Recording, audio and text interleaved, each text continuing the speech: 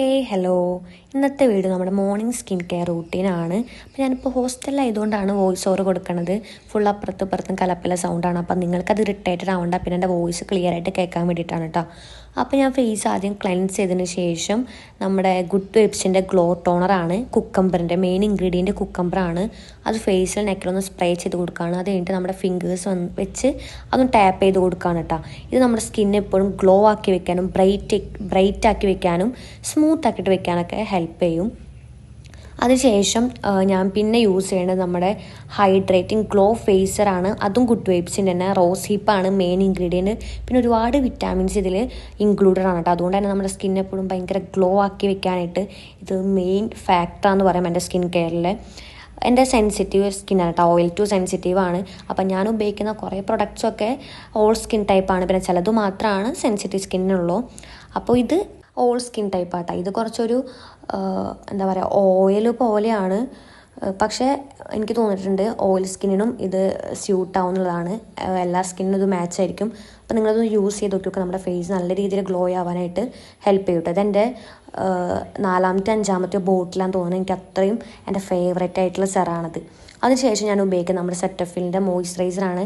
ഇത് dry to normal and sensitive സ്കിന്നാണ്. ഇത് നമ്മുടെ സ്കിന്ന് 48 hours ഹൈഡ്രേറ്റ് ചെയ്ത് വെക്കാനായിട്ട് ഭയങ്കരമായിട്ട് ഹെൽപ്പ് ചെയ്യും.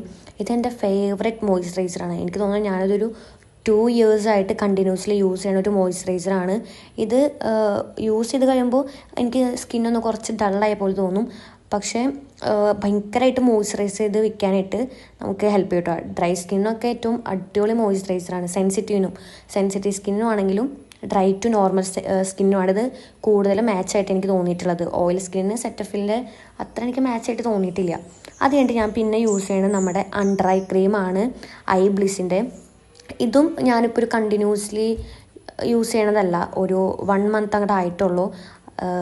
നല്ല മാറ്റം കേട്ടോ. എനിക്കാണെങ്കിലും നല്ല രീതിയിൽ ഡാർക്ക് സർക്കിൾസ് ഉള്ള ആളാണ് ഞാൻ. അപ്പോൾ അതുകൊണ്ട് കുറച്ചൊക്കെ നല്ല രീതിയിൽ മാറ്റം ഉണ്ടായിട്ട് എനിക്ക് തോന്നിയിട്ടുണ്ട്. പിന്നെ എത്ര എന്ത് ഉപയോഗിച്ചാലും നമ്മൾ ഫോൺ യൂസിങ് കുറയ്ക്കണം, പിന്നെ നന്നായി കിടന്നുറങ്ങണം. എന്നാൽ മാത്രമേ നമ്മുടെ ഡാർക്ക് സർക്കിൾസ് നന്നായി കുറയുള്ളൂ. ഇത് രണ്ടും എനിക്കില്ലാത്തതുകൊണ്ടാണ് എനിക്ക് നന്നായിട്ട് ഡാർക്ക് സർക്കിൾസ് ഉള്ളത്. എന്നാലും ഇതൊരു പരിധി വരെ നന്നായിട്ട് കുറയേണ്ട പോലെ എനിക്ക് തോന്നിയിട്ടുണ്ട് കേട്ടോ.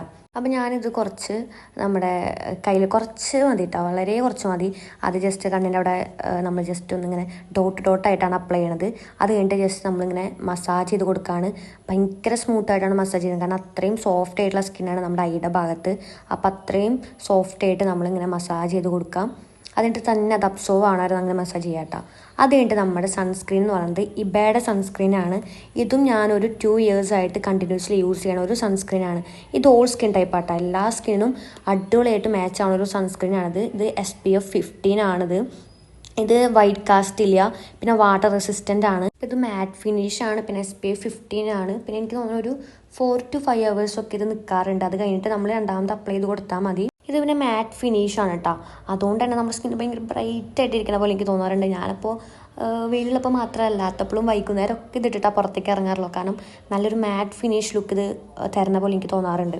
പിന്നെ ഇതിൽ 2 hours കൂടുമ്പോൾ റീഅപ്ലൈ ചെയ്യണമെന്നാണ് പറയുന്നത്. പക്ഷേ എനിക്കൊരു 4 to 5 hours ഒക്കെ ഇരിക്കുന്ന പോലെ ഫീൽ ചെയ്തിട്ടുണ്ട്. അപ്പോൾ ഞാൻ അത് കഴിഞ്ഞിട്ടാണ് റീഅപ്ലൈ ചെയ്യാറുള്ളൂ. അപ്പോൾ ഈ സൺസ്ക്രീൻ എന്ന് പറയുമ്പോൾ ഓൾ സ്കിൻ ടൈപ്പാണ്, എല്ലാ സ്കിൻ ടൈപ്പിനും മാച്ചാണ് കേട്ടോ. ഈവൻ സെൻസിറ്റീവ് സ്കിന്ന് വരെ മാച്ചാണെന്നുണ്ടെങ്കിൽ എല്ലാ സ്കിൻ ടൈപ്പിനും മാച്ച് ആയിരിക്കും. പിന്നെ അത് കഴിഞ്ഞിട്ട് ഞാൻ ചെറിയൊരു ലിപ് ബാമാണ് അപ്ലൈ ചെയ്ത് കൊടുക്കുന്നത്. ഈ ലിപ് ബാമിൻ്റെ പേരെന്താണെന്ന് ഞാൻ മറന്നുപോയി, പിന്നെ അതിലൊന്നും എഴുതിയിട്ടൊന്നുമില്ല ഈ ലിപ് ബാം എന്താണുള്ളത്. അപ്പോൾ ഇങ്ങനെ ചെറിയൊരു ലിപ് ബാം ഞാൻ അപ്ലൈ ചെയ്ത് കൊടുത്ത്. പിന്നെ ഇത്ര കാര്യമായി സ്കിൻ കെയർ ചെയ്ത് വേറെ എവിടേക്കും പോകാനൊന്നുമല്ല, ഹോസ്റ്റൽ അങ്ങോട്ടും ഇങ്ങോട്ടും തരപ്പര നടക്കാനാണ്. പിന്നെ നമ്മുടെ സ്കിൻ കെയർ ഇമ്പോർട്ടൻ്റ് ആണല്ലോ. അപ്പോൾ ഹോസ്റ്റലിലാണെങ്കിലും വീട്ടിലാണെങ്കിലും എവിടെയാണെങ്കിലും സ്കിൻ കെയർ ഇമ്പോർട്ടൻ്റ് ആണ്. അപ്പോൾ നമ്മൾ ചെയ്തേ പറ്റൂ. പിന്നെ ഞാൻ ചെറിയൊരു ബോഡി ലോഷൻ അപ്ലൈ ചെയ്ത് കൊടുക്കുന്നുണ്ട്.